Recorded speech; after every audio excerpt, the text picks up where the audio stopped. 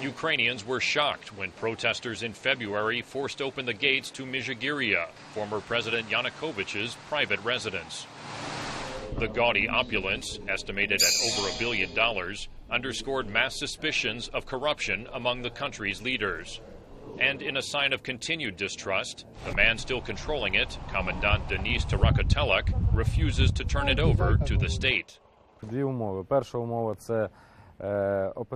Two conditions must be met. First, they need to take stock of the inventory. Second is to appraise the value. That way we can understand the amount of property and what it is worth. And if something is missing, we can find out who is responsible.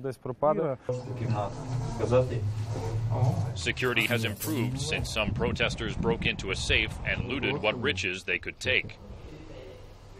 And while some criticize the groups controlling the vast estate, tourists and wedding parties keep arriving, and since August are coming by the boatload. Once the site of one of Ukraine's earliest monasteries, the grounds should be maintained as a national park, says Hanadi, a guide with Smile Tours.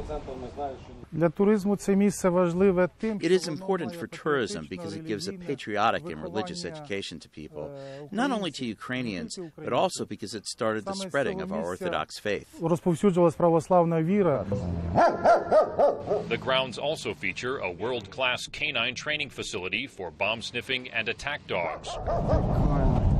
A golf course, orchards, and a private zoo round out the now public attractions. Ukrainian Tamara says it is great for everyone to see how Ukraine's former leader was acting like a czar. I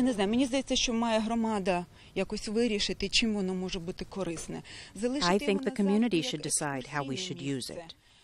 To leave it as a place for tours will be really hard, because at a ticket cost of less than $2, it will be impossible to maintain this territory in winter.